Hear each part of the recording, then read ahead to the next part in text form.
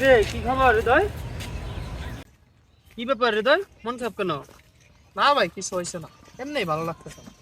তুমি বলবা আর আমি বিশ্বাস করে নেব। কলেজে কিছু হয়েছে নাকি? কলেজে আরে না ভাই, কিছু হয়েছে না। আরে বলো বলো, না বললে সমাধান হইব কেমবে? আসলে আমার কলেজের ফর্ম ফিল আপের টাকা জমা দেওয়ার আর বেশি দিন নাই। আমার টাকাটা জমা দেওয়া হয় নাই। দেওয়া হয় নাই কেন? বাসা থেকে কি বলছে? আব্বাই কইছে আমার আর পড়াশোনার জন্য কোনো টাকা পয়সা দিতে পারবো না, তাই এসেছি পরীক্ষাটা দিতে মানা করতেছে। আরে সামান্য কিছু টাকার জন্য তোমার নিজের কেরিয়ার তুমি নষ্ট করে দিবা? আচ্ছা, দেখি কি করা যায়। না ভাই, আপনি শুধু শুধু কষ্ট করতে যাবেন কেন? আমার মা বাবা আত্মীয় স্বজন কেউ নাই, তোমরাই তো আমার পরিবার। আচ্ছা দেখি কি করা যায়, টেনশন করো না, তোমার টাকা ব্যবস্থা আমি করবো। আচ্ছা থাকো তাহলে, হ্যাঁ, টেনশন করো না, ঠিক আছে?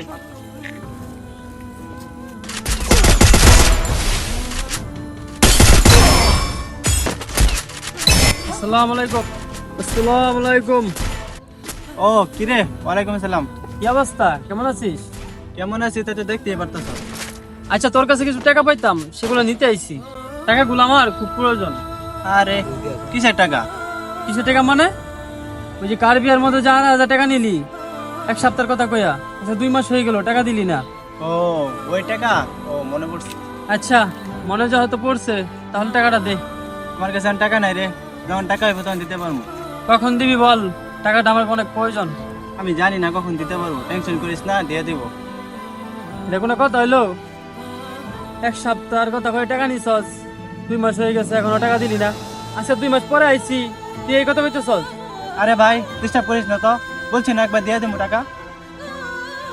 চল তাইলে ওই হান টাকা দিব না।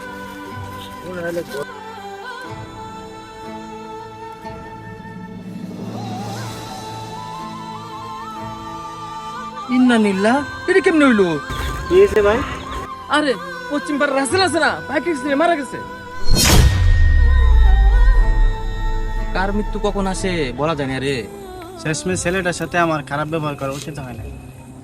খারাপ ব্যবহার কি করছো? রাসেল আমার কাছে কিছু টাকা পাইতো, ওই দিন আমার কাছে চাইতে আসছিল, আমি আর ওরা জারি মাইয়া তারাই দিছি। ইন্নানিল্লাহ, এখন তুই ওর ঋণ কেমনে পরিশোধ করবি?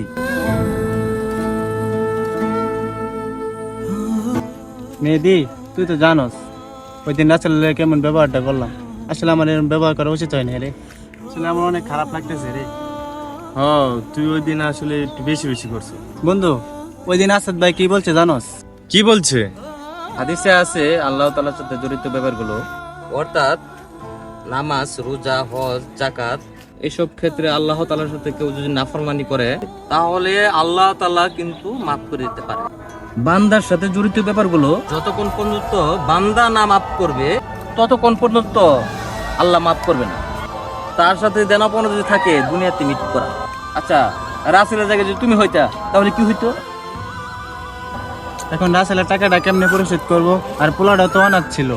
তুই টাকা পরিশোধ করতে চাস? হ্যাঁ তাহলে চল আমার সাথে।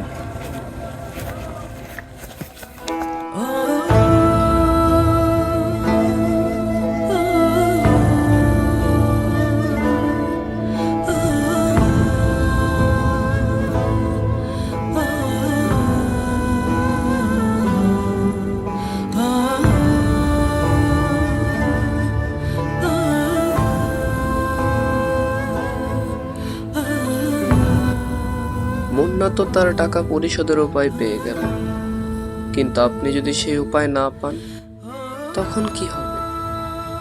তাই সময় থাকতে সময়ের কাজগুলো করে নিন, সময় ফুরিয়ে গেলে আফসোস করবেন না।